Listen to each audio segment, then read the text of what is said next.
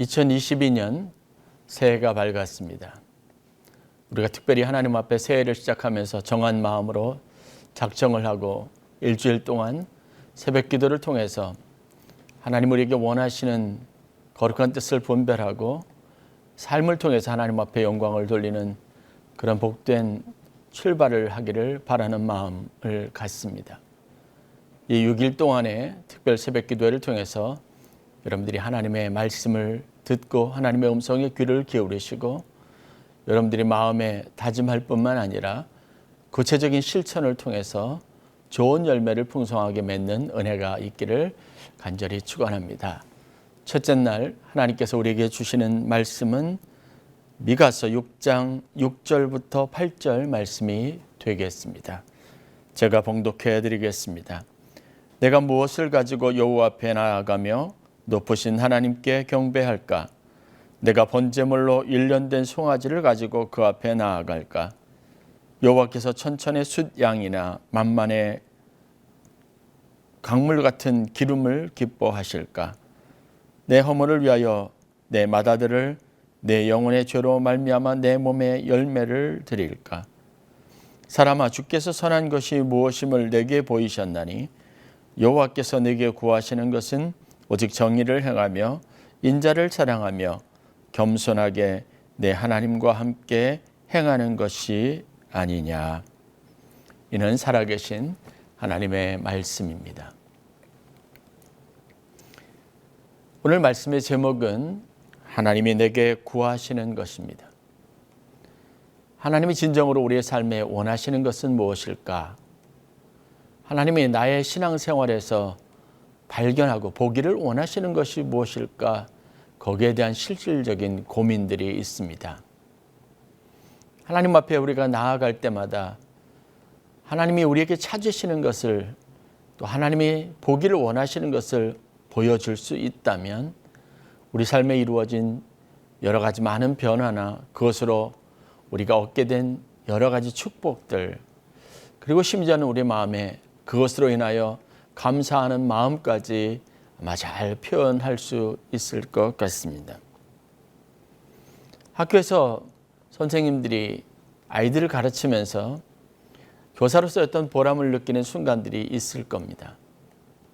그리고 아이들이 그런 성장을 이루게 될 때 그것은 교사로 살아오는 선생님들의 삶에 큰 기쁨이 될 수 있을 겁니다. 하나님도 우리에게 이런 기대와 마음을 가질 것이라는 생각들을 여러분 가질 수 있어야 합니다.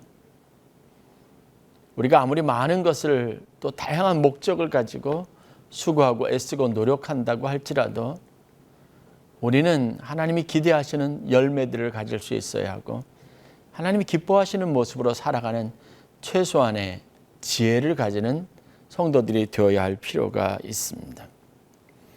요즘은 믿음 좋은 사람들, 신앙이 어느 정도 존경할 만한 경지에 이른 사람들이 영적 힘을 가진 사람들, 즉 좋은 영성을 가진 사람들이라는 표현들을 자주 사용하곤 합니다. 기독교 영성, 영성의 대가 그렇게 해서 언급되는 사람들이 많이 있습니다. 시중에 나와 있는 수많은 책들은 영성의 대가들, 기독교 영성을 대변할 수 있는 그런 어떤 탁월한 지혜를 가지고 깨달음을 가지고 있는 사람들의 교훈과 또 이야기들을 담아내고 있습니다. 기독교인들이라면 영성과 영성 있는 사람이 되어야 합니다. 믿음이 좋고 그리고 성숙한 신앙인의 모습으로 하나님 앞에 서야 하는 것이 분명합니다. 신앙생활을 잘 하는 사람들은 영성 있는 사람이라는 평가를 받는 것을 즐거워하기도 합니다. 영적인 사람, 그것을 표현할 때 영성이라고 하는 하나의 상징적인 의미들을 사용하는 것 같습니다. 영성이 충만한 사람, 어떤 일의 영적인 대가, 이렇게 칭함을 받는 사람들, 그 명예는 참으로 소중한 것일 수 있습니다. 그렇다면 영성이라고 하는 것은 과연 어떤 의미를 가질까요? 우리는 어떤 영성을 가지고 하나님 앞에 서야 할지 실질적인 고민들을 할 수 있어야 합니다. 그러기 위해서 우리가 영적인 힘, 영적인 소양이라고 말할 수 있는 영성이 가지고 있는 진정한 의미를 좀 개념을 분명히 해서 살펴볼 필요가 있습니다. 근데 한 가지 영성이라는 것이 어떤 분위기나 의식을 말하는 것이라고 잘못 이해되어지는 경향이 있는 것 같습니다. 어떤 그 사람에게서 풍겨나는 어떤 것, 물론 그런 것일 수도 있지만 영성이라고 하는 것은 그 사람의 삶으로 증명하는 기독교적인 어떤 가치, 또 삶으로 보여주는 기독교적인 어떤 진리의 모습들이라고 할 수 있습니다. 하나님의 진리의 영으로 이 땅 가운데 오셔서 사람들 속에서 이루시는 수많은 일들, 그것으로 우리가 누리게 되고 얻게 되는 가치 있는 여러 가지 많은 풍성한 열매들이 바로 영성의 한 중요한 지표로 판단될 수 있다는 사실들입니다. 영성은 분위기는 아닙니다. 영성은 우리의 삶의 실제적이고 구체적이고 우리 안에서 하나님의 뜻을 실현해 나갈 수 있는 어떤 영적인 힘이라고 하는 정의를 분명하게 가지고 있습니다.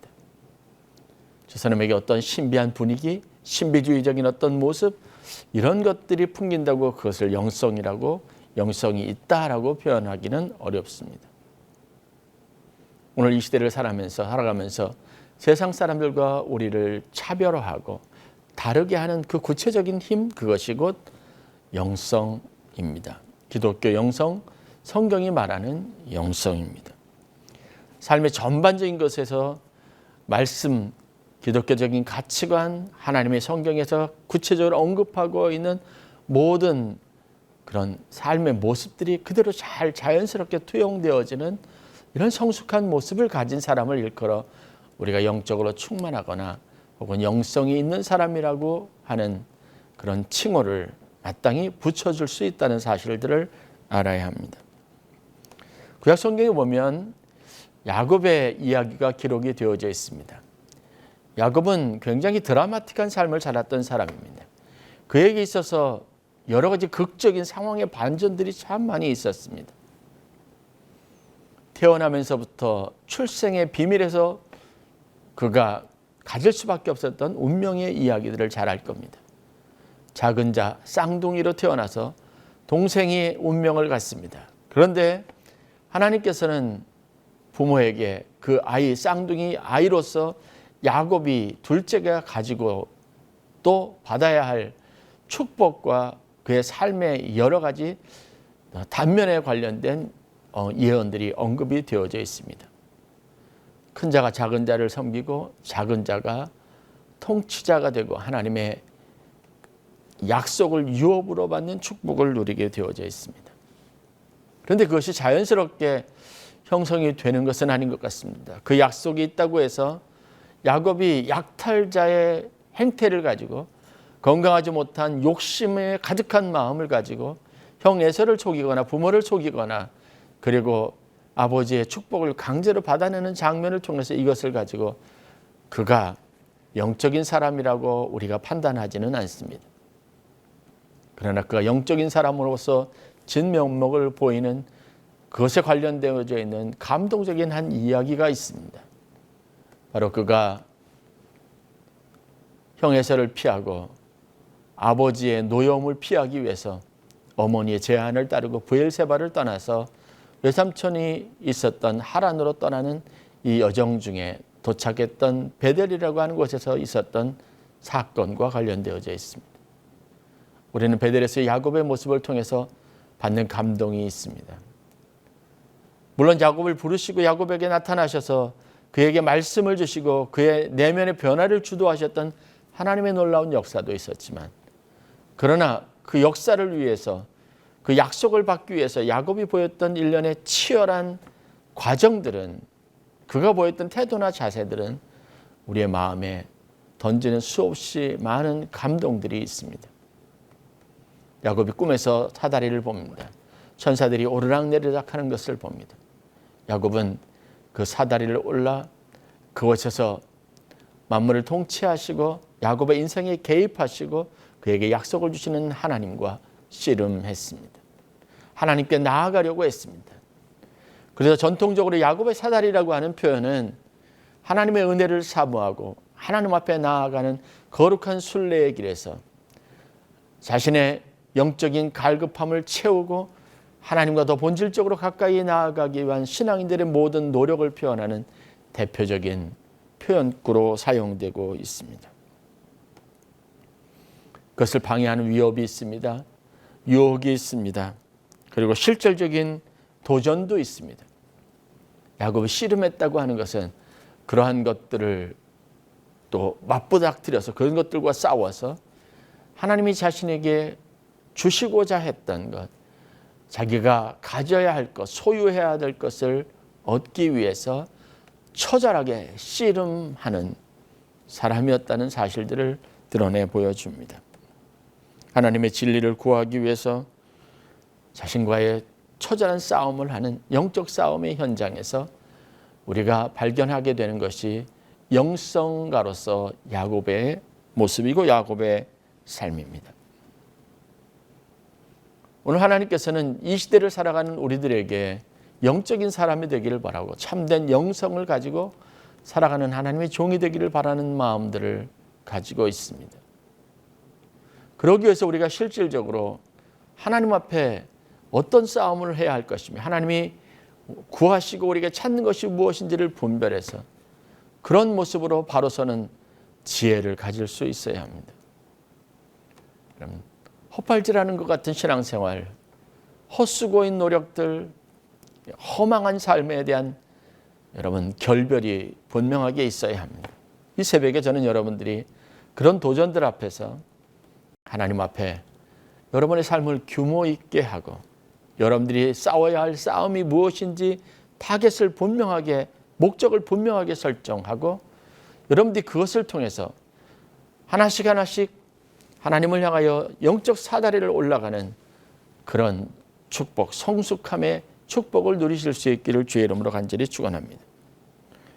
오늘 본문은 사람아 주께서 선한 것이 무엇임을 내게 보이셨나니 여호와께서 내게 구하시는 것은 이라고 하면서 세 가지 중요한 사항들에 대한 언급을 기록하고 있습니다.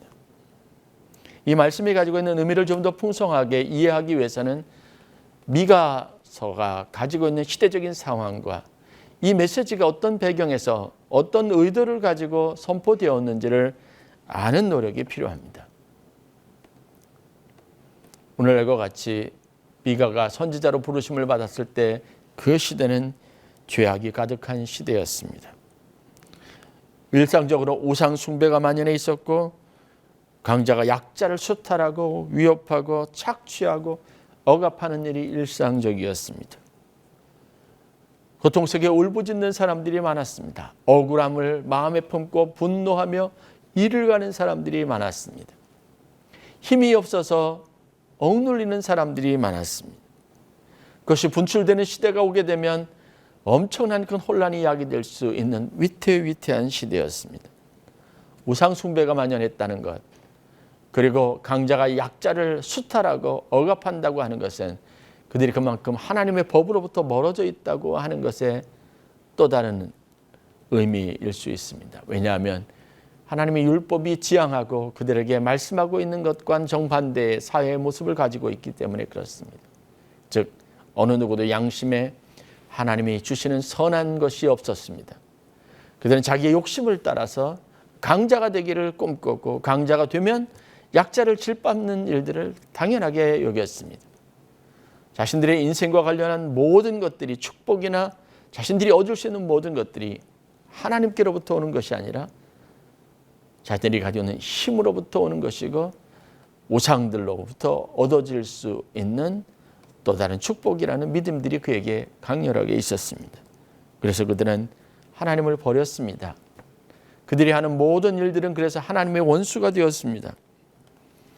하나님이 이끌고자 하는 방향과는 전혀 다른 방향으로 그들이 목적을 설정하고 어리석은 순례길을 가고 있었던 겁니다. 그리고 다시 한번 야곱이 올랐던 사다리를 기억해 볼 수 있어야 합니다. 그 끝은 마른 먹거린 꼴인 그 끝에는 하나님이 계시는 겁니다. 방향은 분명하고 그래서 단계적인 노력들과 그것을 하나 오르기 위한 수고들과 열심들이 필요할 뿐이었습니다. 그런데 이것은 완전히 다른 목적지를 지향하고 있었고 방향이 달랐기 때문에 이들이 하는 모든 노력들은 헛된 것뿐이었다는 겁니다. 여러분, 우리가 살아오고 우리가 애쓰고 노력했던 것들이 이와 같이 하나님의 뜻을 성취하거나 하나님의 거룩함에 이르기 위한 것이 아니고 야곱의 사다리를 오르는 과정이 아니라면 이것처럼 허탄한 것이 어디 있겠습니까? 내 삶에 새로운 희망이요 기회라고 믿고 열심히 달려갔던 그 끝이 바로 멸망으로 향하는 것. 여러분, 심판의 자리라면 여러분 그것을 어떻게 감당할 수 있겠습니까? 새해에는 방향에 대한 분명한 설정들이 있어야 합니다. 그래야 올 한 해 우리가 하는 모든 일들이 의미 있는 일들이 될 수 있습니다. 이런 세상에서 하나님은 미가 선지자를 통해서 무엇을 말씀하고 있습니까? 그의 백성들에게, 믿는 사람들에게 요구하는 것이 무엇입니까? 우리가 가져야 될 참된 영성, 우리의 영적인 방향, 영적인 힘의 근거는 어디에다 뿌리를 두고 있어야 합니까? 우리가 마치 삶의 표준처럼 따라야 할 구체적인 내용들은 과연 무엇입니까? 그것을 가지고 미가서는 이렇게 표현합니다. 우리가 무엇을 가지고 하나님 앞에 나아갈까? 여러분, 무엇을 가지고 하나님 앞에 나아가실 수 있겠습니까? 여러분들이 하나님 앞에 보여드리고 싶은 삶은 무엇입니까? 우리는 수도 없이 많은 것을 작정하고 결단할 수 있습니다. 의욕차게 그리고 힘있게 새로운 날들을 설계하고 출발을 할 수 있습니다. 그런데 그 출발에 앞서서, 그 확신을 갖기에 앞서서 하나님이 내게 구하는 것이 무엇인지에 대한 점검은 반드시 필요합니다. 하나님께 선한 것이 무엇인가? 하나님이 보시기에 좋은 것, 아름답다고 여겨주실 것, 그리고 바람직하다고 생각하시는 것이 과연 무엇일까? 고민하십시오. 여러분들이 하는 일 중에 하나님이 보시기에 선한 것은 과연 무엇입니까? 우리가 하나님 앞에 나아갈 때 무엇을 가지고 나아가야 합니까?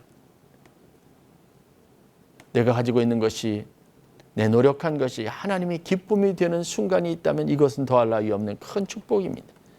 그러나 내 손에 있는 열매가 하나님이 전혀 기뻐하지 않는 것, 내다 버릴 것이라면 이것처럼 허망한 것은 없을 겁니다. 하나님 앞에 서는 날 그분의 즐거움이 우리의 기쁨이 되고 우리의 즐거움이 되는 축복이 있기를 주의 이름으로 간절히 축원합니다. 하나님이 선하게 여기시는 것을 성경은 세 가지로 요약해서 말합니다. 8절 말씀입니다. 사람아, 주께서 선한 것이 무엇임을 내게 보이셨나니, 이미 하나님께서 우리에게 많은 것으로 하나님이 선하다 여기시는 것, 바람직하고 아름답다 여기시는 것이 무엇인지 성경을 통해서, 역사를 통해서 우리에게 이미 보이셨다고 말하고 있습니다. 그것을 세 가지로 요약하면 다음과 같습니다. 첫 번째, 정의를 행하는 것입니다. 두 번째, 인자를 사랑하는 것입니다. 세 번째, 겸손하게 하나님과 함께 동행하는 것이라고 말합니다. 정의를 행하는 것, 인자를 사랑하는 것, 겸손하게 하나님과 함께 행하는 것, 하나님과 동행하는 것이 하나님께 가장 선하고 보기 좋고 아름다운 것이라는 겁니다. 결국은 우리가 이러한 삶의 열매들, 이것을 가지고 하나님 앞에 나아가야 하는 겁니다. 하나님 이것을 우리에게 찾으셨고, 하나님 이것이 우리에게 있기를, 우리가 하나님 앞에 드릴 참다운 삶의 열매이기를 원하셨다고 하는 겁니다. 그리고 그것을 받으시려고 하십니다. 그러므로 여러분, 다른 무엇보다도 이 세 가지 실천을 통해서 하나님 앞에 기쁨이 되시는 성도들이 되시기를 바랍니다. 그렇다면 첫 번째, 정의를 행한다는 것은 무엇일까요? 정의는 성경에서 하나님의 뜻 안에서 하나님의 뜻을 실천하며 사는 것을 말합니다. 그래서 사람의 행위의 옳고 그름을 가릴 때 가장 중요한 척도로 사용했던 것이 율법의 조항이었습니다. 율법의 조항은 무엇입니까? 하나님의 공동체를 살아가는 모든 하나님의 백성들이 지켜야 할 것, 그들의 삶의 질서로 만들어야 할 것들과 관계되어 있습니다. 그래서 율법 조항 이후에 이것을 지키지 않았을 때 어떤 방식으로 처벌이 이루어져야 하는지 그것을 규정하는 세부 규정들이 출애굽 이스라엘 백성들에게 주어졌습니다. 심한 것은 돌로 쳐서 죽이게 하는 태형이 형벌로 드러납니다. 어떤 것은 막대한 변상을 하게 하기도 했습니다. 어떤 것은 대신하여 자기가 그 책임을 다, 피해자의 책임을 다 떠안도록 하는 방식으로 하나님의 처벌이 이루어진 것을 알 수 있습니다. 정의를 행하십시오. 즉 하나님이 원하시는 방향의 삶의 목적을 정하고 말씀을 그대로 적용하고 실천하는 삶을 살아가실 수 있기를 바랍니다. 내가 사는 곳에서 말씀대로 그 말씀을 실천하는 구체적인 노력들, 이 노력의 선물을 가지고 그 열매를 가지고 하나님 앞에 나아가시는 성도들이 되시기를 바랍니다. 하나님은 이런 삶을 기대하고 있습니다. 그 어떤 열정보다도, 그 어떤 신실함보다도, 우리가 갖는 어떤 뜨거운 마음보다도, 우리가 흘리는 눈물보다도 하나님 말씀 한 절 한 절을 붙잡고 그 말씀을 가장 소중한 내 삶의 표준으로 삼고 그것을 내 삶을 통해서 내 선택으로 만들고 내가 살아가는 방식이 되게 하려고 애쓰는 그 사람의 열매를 하나님이 구하시고 기뻐하십니다. 두 번째는 인자를 사랑하는 것이라고 말씀하십니다. 인자를 사랑한다는 것이 구체적으로 어떤 의미인가 살펴볼 필요가 있습니다. 영어로는 to love mercy라고 하는 표현을 사용합니다. 긍휼함을 가지고 사랑하라는 겁니다. 긍휼한 사랑, 긍휼을 드러내고 베풀고 긍휼을 표현하는 사랑을 하라고 말하고 있습니다. 자비심, 측은지심, 그 사람을 안타깝게 여기고 그리고 그 사람을 불쌍하게 보고 그 사람에 대한 정말 속상한 마음들, 이런 마음들을 가지고 나의 마음을 그대로 표현하는 것이 사랑으로 드러나는 삶을 원하고 있다는 겁니다. 우리의 사랑의 방식이 얼마나 잘못되고 그릇되었는지 이 말씀만 비춰보아도 알 수 있습니다. 우리는 그에 합당한 자격을 갖춘 사람들에게 그에 합당한 것을 보상하려고 하는 마음, 그것을 사랑이라고 여기는 것 같습니다. 아닙니다. 주님이 우리에게 보이셨던 사랑도 love merciful입니다. 긍휼에 기초하고 긍휼을 기반으로 하고 있는 사랑입니다. 우리의 약한 것을 아시고 우리의 연약함과 우리의 부족함을 안타깝게 여셔서 그것을 채우고 보충하기 위해서 하나님께서 우리에게 행하시는 것이 바로 사랑이십니다. 다른 사람과 우리 관계에서 여러분 긍휼을 품으실 수 있기를, 긍휼이 여기는 마음, 자비심, 여러분 이것이 오늘 이 시대를 살아가면서 우리가 실천해야 될 참된 그리스도의 정신, 사랑하는 삶입니다. 다른 사람 연약함을 여러분 긍휼하게 여겨야 합니다. 늘 저럴 수밖에 없는 사람들의 삶에 대한 안타까움을 기반으로 한다면 우리가 그에게 하는 기도, 그에게 내민 손, 그를 위해서 우리가 베푸는 작은 정성들이 여러분 사람의 마음을 감동시키고 그 사람을 더 힘있게 하고 온전하게 할 수 있는 능력이 될 수 있습니다. 하나님을 사랑하고 내 이웃을 내 몸과 같이 사랑하라고 하는 이 위대한 캐치프레이즈, 성경에 변하지 않는 진리, 여러분 이것을 어떻게 삶을 통해서 실천해내겠습니까? 불쌍히 여기십시오.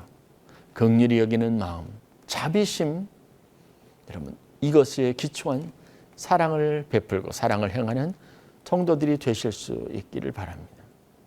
참 믿음 있는 사람들은 긍휼히 여기는 마음을 품고 있는 사람입니다.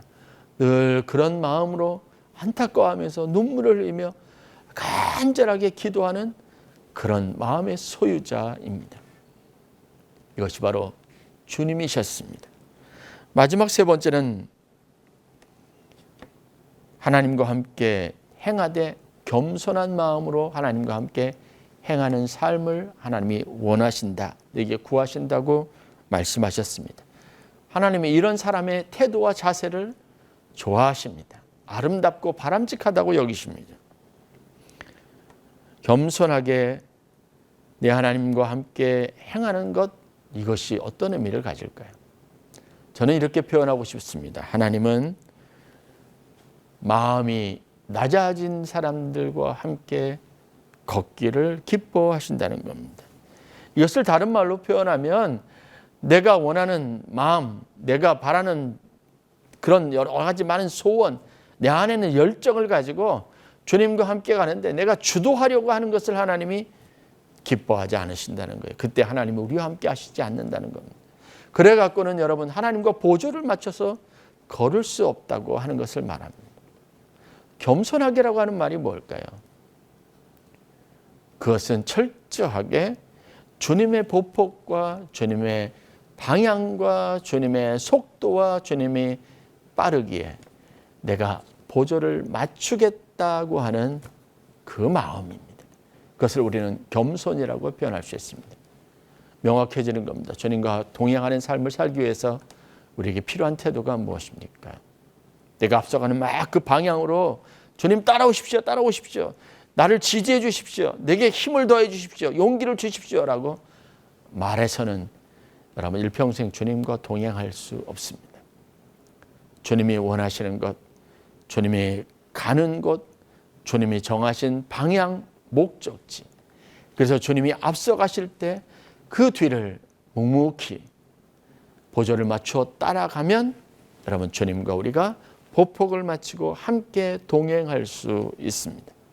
함께 산책하듯 인생길에서 여러분 주님과 걷는 즐거움을 누릴 수 있습니다.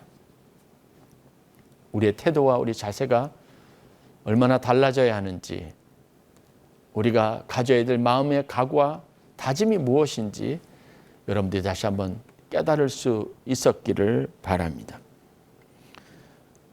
사람들아, 주께서 선한 것이 무엇임을 내게 보이셨느니라. 하나님에게 선한 것, 우리가 하나님 앞에 아름답다고 여겨지는 그리스도인으로서 영성 있는 또 영적 힘을 가진 백성으로서 우리가 가져야 될 삶의 태도는 분명합니다. 정의를 행하는 것, 즉 말씀대로 살려고 노력하는 것, 하나님의 말씀을 내 삶의 질서와 법으로 삼는 것, 그 실천이 있는 삶이 바로 정의를 행하는 삶입니다. 이것을 하나님이 기뻐하십니다. 두 번째, 인자를 사랑하는 자를 하나님이 기뻐하십니다. 하나님이 그런 것을 우리에게 기대합니다. 즉 약한 자, 연약한 자, 고통 가운데 있는데 힘든 자, 그런 사람들에게 늘 자비심이 있어서 긍휼히 여기는 마음이 있어서 더 많은 눈물을 흘리고 그들을 위해서 애쓰고 수고하는 그런 마음을 가지고 주의 사랑을 실천하는 사람을 하나님, 그런 모습을 하나님이 기뻐하십니다. 자기가 앞서가기보다 주도하기보다 주님이 가신 길을 묵묵히 보조를 맞추어 그 뒤에서 따라가는 겸손함을 가진 성도의 신앙적인 태도를 하나님이 기뻐하십니다. 정의를 행하고 인자를 사랑하고 겸손하게 하나님과 함께 행하는 그런 복된 한 해가 되실 수 있기를. 그래서 하나님이 기뻐하시는, 하나님이 찾으시는 것으로 하나님 앞에 열매를 드릴 수 있는 사랑하는 성도님들이 되실 수 있기를 주의 이름으로 간절히 축원합니다.